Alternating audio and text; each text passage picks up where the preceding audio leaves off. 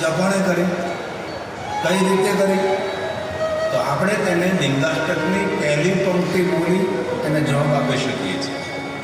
એક લિંગાષ્ટક છે મહાદેવના ભક્તો માટે. સર્વ શિવલિંગોની વંદના તેને લિંગાષ્ટક કહેવાય.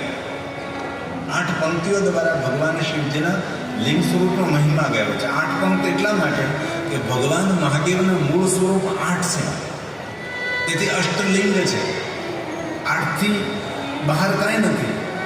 જે કાંઈ છે 8 મૂર્તિઓમાં જ બધું આવેલું છે. પૃથ્વીથી લઈને આકાશથી લઈને જલથી લઈને અગ્નિથી લઈને આત્માથી લઈને બધું જ વાયુથી લઈને અષ્ટમૂર્તિ જેને કહેવાય આપણે. તેથી ભગવાન શિવજીની મૂળ મૂર્તિ છે 8. તેથી અષ્ટકોનું નિર્માણ કર્યું છે. લિંગાષ્ટક, શિવાષ્ટક, દુર્વાષ્ટક, रुद्राष्टक 8 पंक्तियों द्वारा. तो देखो गाइज, अभी हम यहाँ दुर्वासा मुनि के आश्रम में जा रहे हैं. काफ़ी ज़्यादा मतलब ये पुराना है. आपको अंदर जाके दिखाता हूँ कि कैसा है. तो देखो गाइज, यहाँ पे सब है वो मतलब पुराना एकदम हो चुका है. तो ये देखो सब અત્યારે બધું આ જર્જરિત હાલતમાં છે.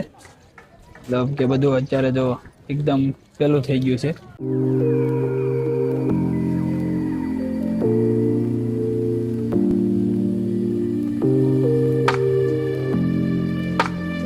તો જો મિત્રો, અહીંયા પણ એક મંદિર જેવું છે જે ખૂબ જ જર્જરિત હાલતમાં છે. તમે જોઈ રહ્યા છો, બહુ જ જૂની વસ્તુ છે. આ બધી જૂના મંદિરો છે ટૂંકમાં. બહુ પૌરાણિક છે. દુર્વાસા મુનિ જે પાંડવો વખતમાં જે દુર્વાસા મુનિ હતા ને, એ આશ્રમ છે. અને પાંડવોનો અહીંયા ઓલો ખાંડણીઓ પણ છે એમ. ભીમનો ખાંડણીઓ. હા, ભીમનો ખાંડણીઓ.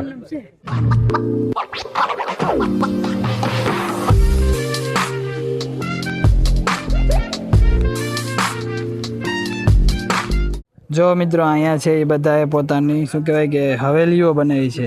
મેળિયું શું કહેવાય આને? મેળી જ કહેવાય કે શું કહેવાય? મમ્મી એમ કે છે કે કેટલા માળનો બંગલો બને ને એટલા પથ્થર ગોઠવ્યા છે. સામે જોવો, આણે જો આ વ્યક્તિ જે પણ માણસ છે એને જોવો. આ મને લાગે છે અંબાણીનું એમ્પાયર લાગે. અંટિલિયા કે જે પ્રોનાઉન્સિએશન હોય શું કહેવાય, ટક્કર આપી શકે. ટક્કર આપી શકે. ઓ તો કેટલા બધા અહીંયા બનાવ્યું છે.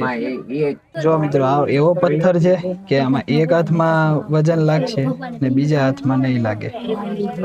એવી રીતનો પૌરાણિક વાત છે. તો બધા અત્યારે તપાસી રહ્યા. આ એક હાથમાં વજન લાગે છે અને એક હાથમાં આ જમણા હાથમાં લે એટલે વજન ઘટી જાય છે. એવો છે આ પિંડ છે એમ. પાંડવો વખતનું પિંડ છે. જો મિત્રો, અહીંયા મૂર્તિઓના આકાર છે. હવે આમાં કહેવામાં એવું આવે છે કે આ 32 અહીંયા મૂર્તિઓ છે. તમે જો ગણી શકતા હો તો ગણી જોજો, પોઝ કરીને વિડીયો, કે 32 મૂર્તિઓ છે. જો મિત્રો, આ જે છે ને એ છે ભીમનો ખાંડણીઓ. જો તમને અંદરથી બતાવું. જો પાણી ભરેલ છે કારણ કે વરસાદ આવ્યું હતું ને એના લીધે. ને આખો છે એક પથ્થરથી બનેલો છે. જો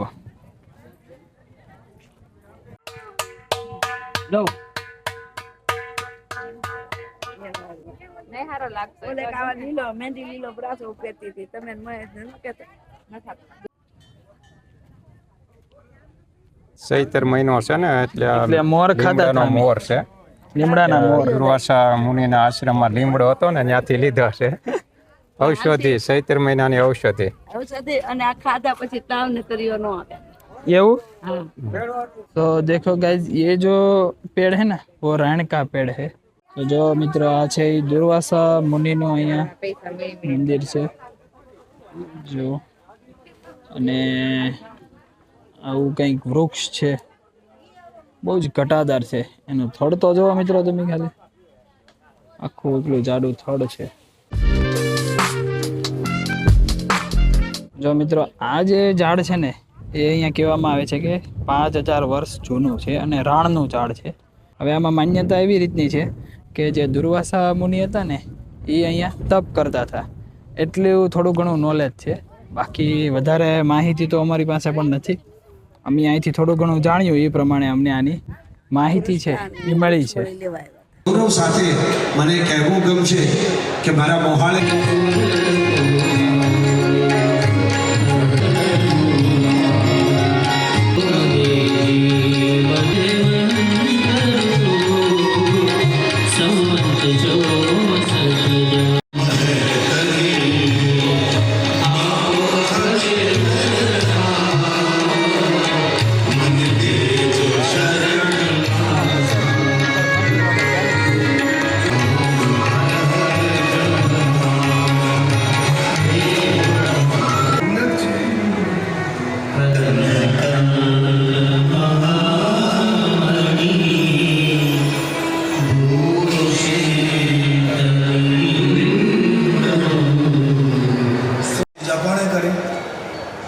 રીતે કરી તો આપણે તેને લિંગાષ્ટકની પહેલી પંક્તિ બોલી તેને જવાબ આપી શકીએ છીએ.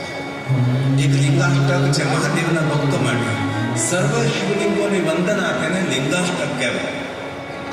8 પંક્તિઓ દ્વારા ભગવાન શિવજીના લિંગ સ્વરૂપનો મહિમા કહેવાય છે. 8 પંક્તિ એટલા માટે કે ભગવાન મહાદેવનું મૂળ સ્વરૂપ 8 છે, તેથી અષ્ટલિંગ છે. 8થી બહાર કાંઈ નથી.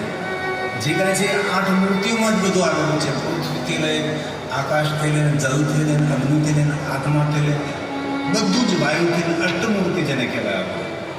તેથી ભગવાન શિવજીની મૂળ મૂર્તિ છે 8. તેથી અષ્ટકોનું નિર્માણ કર્યું છે. લિંગાષ્ટક, શિવાષ્ટક, દુર્વાષ્ટક, રુદ્રાષ્ટક 8 પંક્તિઓ દ્વારા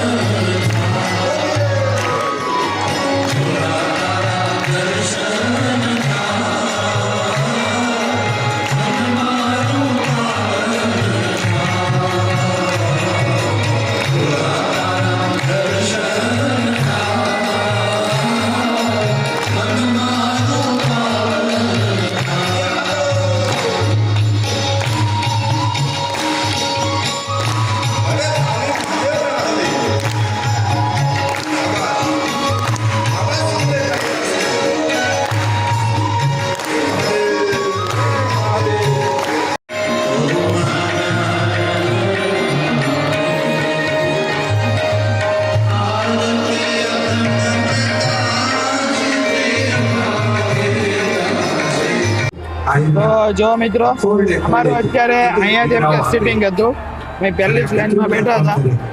પપ્પાની જે સવારે કીધું હતું ને કે આપણે પહેલી લાઈનમાં બેઠા છીએ, પણ એમ કે કથા શરૂ નથી. પણ હવે બપોર પછી એમ કે પહેલી લાઈનમાં પણ બેઠા હતા ને કથા પણ એમ કે શરૂ હતી. તો એ લાભ અમને મળી ગયો હતો, બરોબર ને પપ્પા? લાભ સારો મળી ગયો છે આજે, કારણ કે બધાને સર્વને જ્યાં બેસે ત્યાં આજે છૂટી હતી.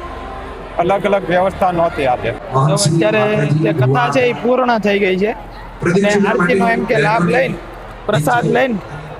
પ્રસાદ પણ એમ કે લઈ લીધો છે અને હવે ઘર તરફ એમ કે પ્રયાણ કરશું, બરોબર ને? હા, તો ચાલો હવે અહીંથી એમ કે નીકળીએ ધીમે ધીમે. જો મિત્રો, સવારે અહીંયા એમ કે વરસાદ આવ્યો હતો ને એના લીધે પાણી ભરાઈ ગયું હતું. તો અત્યારે જો અહીંયા રેતી પાથરી દીધી છે માટી, અને લેવલિંગનું કામ પણ એમ કે ચાલુ છે.